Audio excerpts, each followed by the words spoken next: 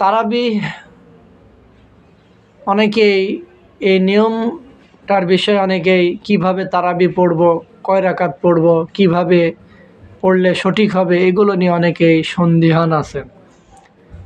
আমরা বাংলাদেশে যেভাবে পড়ি, আমি নিয়মটি বলতেছি, আপনারা ফলো করবেন। অনেক মা বোন যারা আছেন তারা শুনবেন, ইনশাল্লাহ ক্লিয়ার হয়ে যাবে।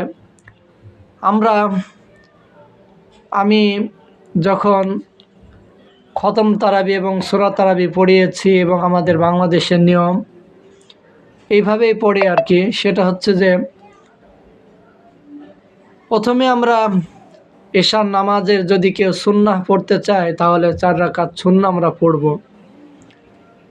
এরপরে এশার নামাজের 4 রাকাত ফরজ,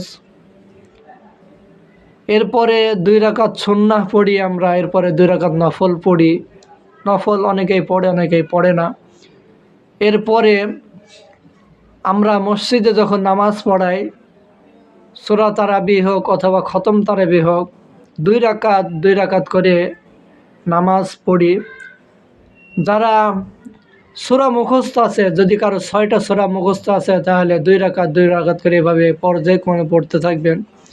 যদি 10টি সূরা মুখস্থ থাকে, সূরা ফিল থেকে সূরা নাস পর্যন্ত, তাহলে সূরা ফিল, এরপরে সূরা কুরাইশ, সূরা মাউন, এরপরে সূরা কাউসার, এইভাবে আপনারা 2টা সূরা করে পড়বেন। তাহলে 2 বারে পড়লে অর্থাৎ 5 দোকানে 10, এরপরে 10 দোকানে 20, অর্থাৎ 2 বার সূরা ফিল থেকে নাস পর্যন্ত 2 বার পড়লেই 20 রাকাত নামাজ হয়ে যাবে।